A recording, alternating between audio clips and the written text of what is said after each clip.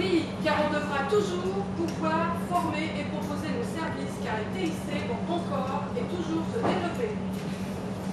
L'éducation aura-t-elle encore un sens en 2015? Elle est dure. Eh bien. Oui, au XXIe siècle, l'accompagnement et la compréhension de la lecture est-elle obsolète? Est-il obsolète? C'est moi qui l'ai écrit.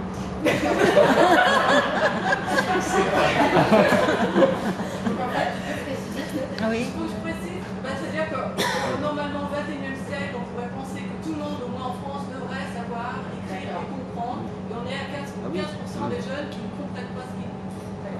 Voilà. Oui, les adultes, c'est pareil. Voilà. Le PN aura un avenir si une ligne de conduite est fixée. Les EPN auront un avenir en fonction des volontés politiques locales. Oui, besoin de partager, de lien social, d'échange, d'apprentissage.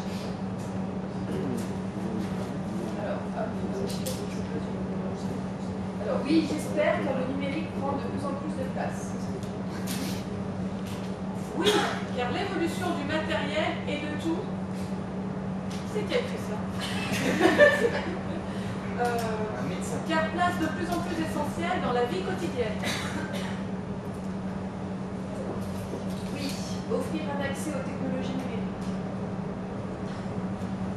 Oui, l'évolution des logiciels et matériels oblige à remettre en cause des compétences. Besoin de faire évoluer ces compétences. CCSES.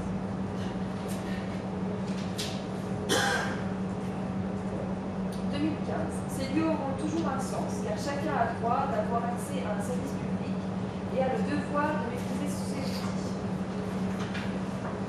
Oui, pour les usages du numérique et non pour l'initiation aux outils. Pour voir aussi loin pour mon EPN, il faudrait que je voie un peu plus clair dans ma propre situation dans mon EPN. Oui, certainement avec des adaptations aux besoins du moment, au territoire. Alors, en 2015, les EPN auront un sens si on construit le sens avec les usagers et si on pose un cadre clair. Voilà ma truc. Ok, merci. Qu'est-ce que vous...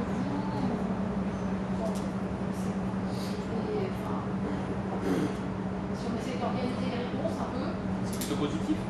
C'est pas... plutôt convaincu, effectivement. Complètement convaincu. Oui, il y a encore une mission, il y a encore un sens. C'est quoi les grandes missions? Il y a beaucoup de choses liées à l'évolution technologique. Vous savez qu'il y a l'évolution technologique de l'outil. L'outil étant amené à évoluer, c'est tout de suite, on sera là, mais faire peu d'emploi. Beaucoup sur l'évolution techno. Est-ce que certaines personnes qui ont répondu sur le lien social et le partage ont envie peut-être un peu développer ce qui était derrière sur 2015?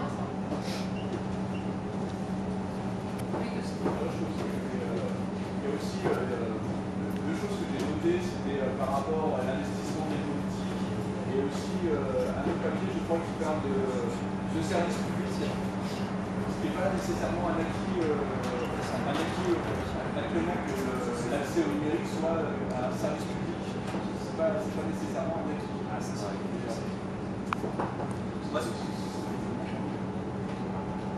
J'ai parlé du service public et d'un devoir du citoyen de pouvoir maîtriser ces outils-là. Enfin, l'intervention ce matin, elle nous montre bien que si on veut à un moment donné être acteur, il faut qu'on puisse s'initier, maîtriser ces outils. Donc, pour moi, ça passera par un service public qui permettra, entre guillemets, d'offrir ces outils pour être acteur et encore une fois, d'enlever ce côté marchand. Moi, ce qui me fait peur aujourd'hui, c'est la marchandisation de tous ces contenus. On le voit dans l'accompagnement scolaire, on le voit dans tous ces champs-là.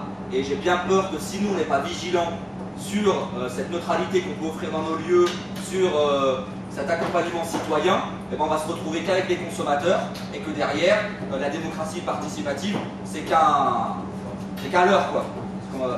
On ne décrète pas la démocratie participative. Si on ne forme pas les citoyens, à un moment donné, on peut faire ce qu'on veut, ça ne marche pas, quoi. Là, dans ce même ordre d'idée, je pense qu'on peut retenir le mot public dans l'espace public numérique. Et la question, moi j'avais posé la question, est-ce que l'éducation aura encore un sens en 2015? Mais est-ce que le service public aura encore un sens en 2015? Je crois qu'on est en plein dedans actuellement, il y a des remises en question. L'espace public numérique, s'il n'y a plus de service public, il n'y a plus d'espace public numérique. Je veux dire. Donc c'est plus large que ça. Par rapport à ça, d'autres réactions, éclaircissements sur... Pour rebondir sur ce que disait le collègue à l'instant, il y a quelques années de ça, il y a le Forum des droits de l'Internet avait fait comme préconisation de créer dans la filière de la fonction publique territoriale une spécificité d'animateur numérique, je ne sais plus comment il l'avait baptisé, de créer un poste en fait, qui n'existe toujours pas d'ailleurs sur cette fonction politique. Sans parler même des statuts privés, parfois c'est pas toujours clair. Donc ça repose la question de la reconnaissance du métier.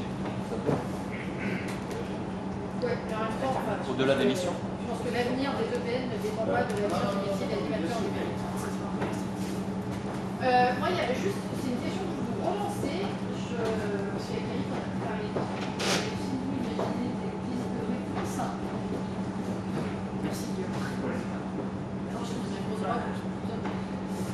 ai pas. Ouais, en fait, j'ai une question à vous poser. Là, il y avait pas mal de post-it sur le fait que finalement, l'évolution des EPN allait effectivement dépendre de l'évolution des demandes des publics des EPN.